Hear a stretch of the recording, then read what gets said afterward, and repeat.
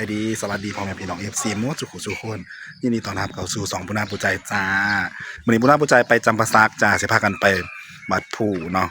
สิพาหมู่ไปยางเด็ดแล้วก็ไปทายไปบ่ายพระแล้วไปเจอกันอยู่วัดผู้เด้อจ้าตอนนี้มาเบรกกันสไตล์ตอนมาจะมาเบรกอีกรอบสองเนาะแล้วไปเจอกันอยู่วัดผู้เลยนี่ปุณณาปุใจกะมาเบรกเฮือนหมู่เนาะมันเป็นทาวักเก่าแต่ว่าเขาก็ยังใส่อยู่เนาะอยู่นี่เนาะเย่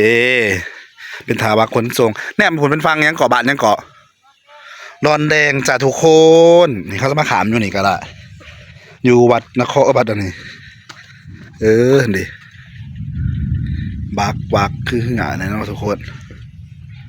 เป็นตะเย็นดีเนาะทาบักขนส่งเราทั้งหนาเป็นคล้ายเครื่องคล้ายยังและสวยเนาะมาดิน้ำสวยเป็นทาบักเก่าจ้าแม่น้ำคลองมันจะไปวัดพูดแต่ตอนฝนตกบางก่อนห้ามกันอีกก่อนเดี๋ยวพอเขามาลัดเอาสินขาปลาเปอร์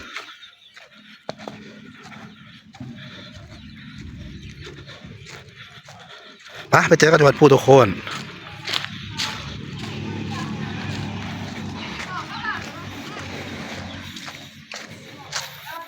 เรากำลังมาหอดบัดพูดจ้าเดี๋ยวสิพากันยางกันไปเถิงเนาะไปสื่อปีแล้วกันเขาส้มเนาะทุกคนฝนตกเงียบๆอยู่โอ้ปกติไหนเขาทางนี่เนาะเขาเหยียดใหม่เขาเหยียดทางเขาใหม่มั้ง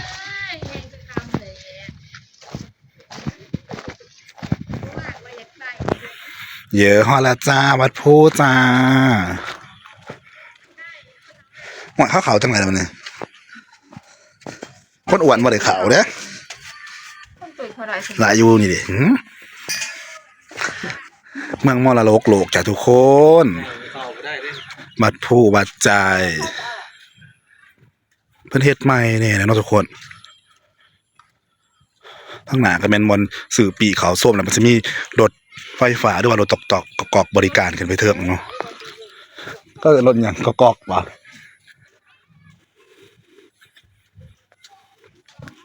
พาสองคนเพิ่นมาเที่ยวเนาะมาวัดผู้วัดใจมาตะเวียงเพิ่นเนาะสาวก็มีทางหยานกองเลยอยู่หาก็สติงลบเป็นสีชมพูเลยงะมึงเด้อเขาเห็ดเนาะแบบอยู่ปักซองเด้เขาใส่นั่นโยสวยจังเลยค่ะเนาะนี่คืออยู่บนทางเป็นสื่อปีเขาส้มเนาะทุกคนนะครับไปเจอกันถึงผู้เนาะก็จะไปถ่ายเบิ่งเด้อตอนนี้เรากำลังสิขึ้นไปเทิงผู้เนาะเด้เรามาแล้วไปกันเลยจ้า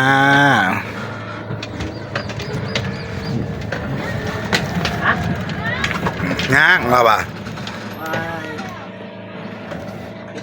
ทุกคนตอนนี้เรากำลังจะพากันขึ้นไปเทิงผู้เนาะว้าวตอนนี้รถบริการพาขึ้นไปเนาะทุกคน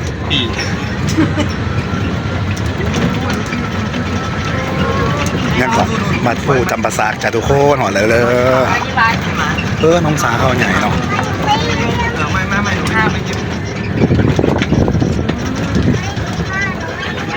เดี๋ยวได้เข้ามาหนังคายปิ่งไก่ขนาดนี้ขับบุญขับเปลี่ยนตอนบุญนั่นบุญบัดผู้โบคอยบริลงมาคอยอันนั้นนี่เขาล่าไม่เขาเสด็จมาขายบอกเขาเสด็จลงมาขายอยู่บ่เนี่ยด้วยแล้วแต่งานคนว้าวนี่เป็นน้องสาเนาะ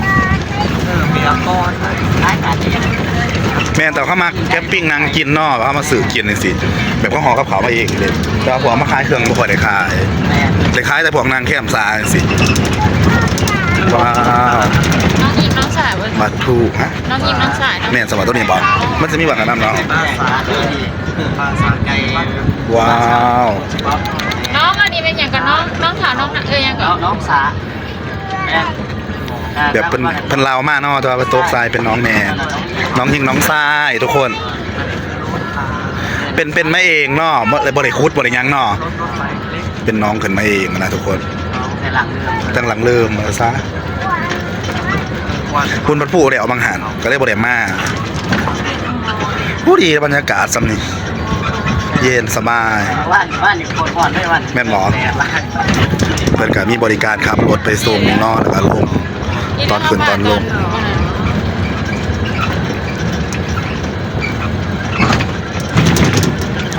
ว้าว ก่อนเลิกเยอะเลยนี่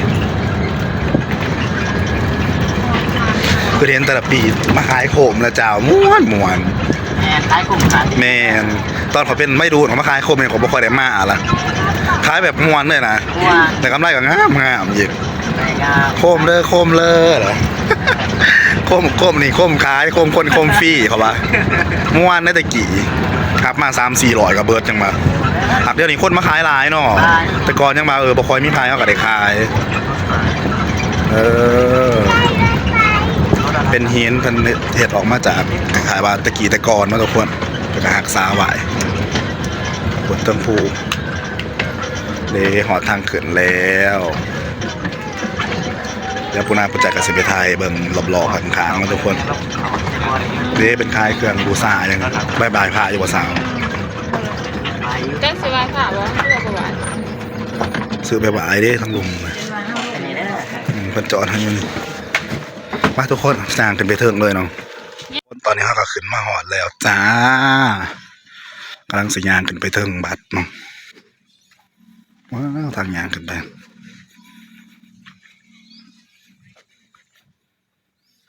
บรรยากาศพอดีๆเนาะสำนี้เนาะบ่ได้บ่ฮ้อนเรื่องพุ่นที่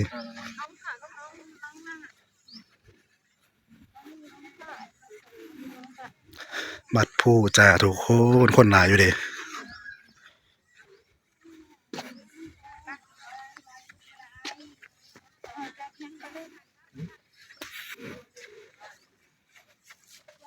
ครั้งแรกบอสอายละมากำลังเคยมาเนาะวัดภูจำปาสักจ้านี่นะเขาเฮ็ดไว้เฮ็ดอะไรจังไงวะเนาะเป็นตะกี้ตะกอนบ่ได้นี่ทางขึ้น เลยทายชอบขึ้นนะครับแล้วอยากอะไรสิมันจังอยู่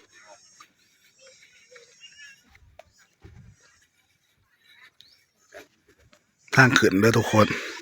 ว้าวใกล้อยู่บ่แต่ว่าสำหรับเจ้ามา บวกกัน ผู้ดีนะสำเร็จเนาะ ขับเทียบขึ้นแต่บอลเขาอยู่ปักเต แต่ปักเสียมาผิดกับซ้ำใกล้เติบนะ จำเข้าไปบันหอมด้วย อืมกันอยู่สวรรค์หรือว่าเขาก็ไปนั่นเนาะยังเกาะถาดห้างถาดนั่นเนาะถาดโพนกันตั้งแต่ประสานกันก็เป็นบัดผู้เนาะทุกคน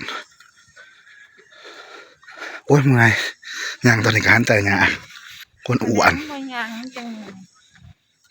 ช่วงหนึ่งช่วงเขาเห็นงานซ่อมเลิกงานแล้ว เดี๋ยวเดี๋ยวบุญมันผู้เดี๋ยวเอามาหันงานใหญ่เติบเดี๋ยวคนหลายถึงเดือน2 เดือนกุมภานะบัดผู้แต่ละเถื่อ มันที่ว่าพี่เจ็ด โอ้นี่คือปราสาทหินบัดผู้เนาะพวกน้าประจัยกับพากันมาหอดแล้วแล้วก็สิไปบายพระเนาะว่าซั่นว้าว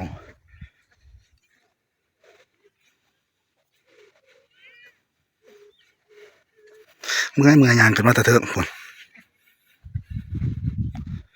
เป็นปราสาทหินบัดเนาะทุกคน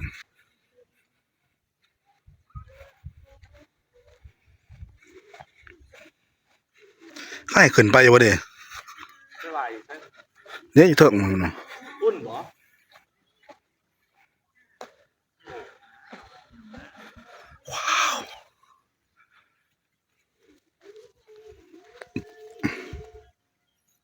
คนก็มาหลายอยู่เด้ทุกคนเลยน่าจะขึ้นไปเถิงอีกบ่จ่าขอบัง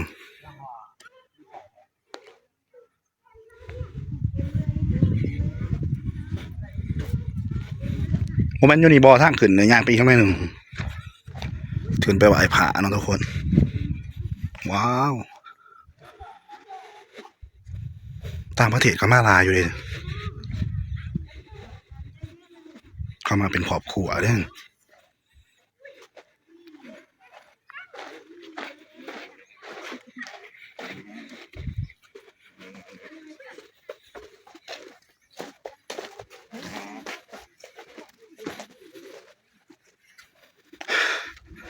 เมื่อย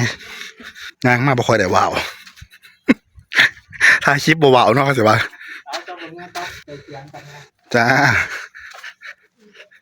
ว้าวนะเมื่อยเติบเนอยางขึ้นมาอะ อยู่ซ้ายหรือบอลอยู่ใต้ เขาว่าอยู่เทิงเขาว่าตอนเพิ่นจุดเพิ่นสิไปบ่ายเนาะบ่ายขอพร ควายเราไม่ได้กินแล้วขลับควายมันจะกินจะลงขลับบุนั้นขลับบุไรที่จะลงมันจะกินกันเลย ว้าวยางขึ้นมาหัวเทิงกันเนาะทุกคน เอาแม่ ยกมือให้ฮ้อนหอน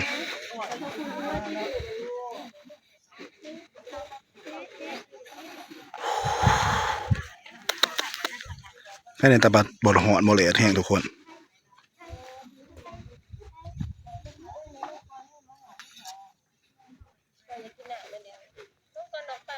ปราสาทหินวัดภูจ้า สวยงาม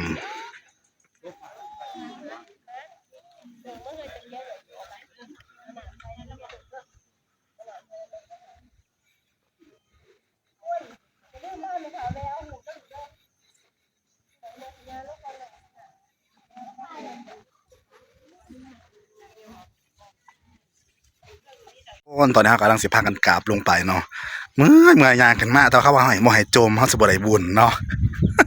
แต่ว่าปูนาปูจะเปียกว่าแต่ทั้งหลังนี่นางกันไปหอดเทิงมันไปขอพรไปบ่ายพระแล้วก็สิพากันลงมือเนาะจ้าบัตรผู้บัตรใจจ้าทุกคนพากันมา3 คนเนาะสนองมีกับเมื่อยจมเลยอย่าไปสิบ่ได้บุญนี่แต่ว่า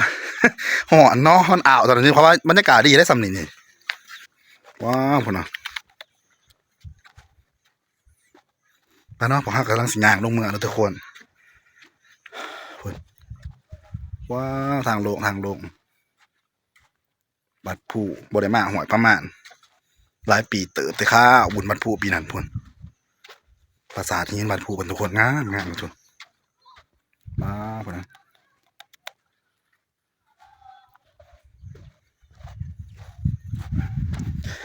อ่ะคลิปนี้ปูนาผู้ใจกะบ่มีหยังหลายฝากพ่อแม่พี่น้องเป็นกำลังใจปูนาเนี่ยเด้อฝากติดตามปูนาผู้ใจเด้อทุกคนได้พบกันใหม่คลิปหน้าสบายดีบ๊ายบายฝากเลยเด้อจ้าทุกคน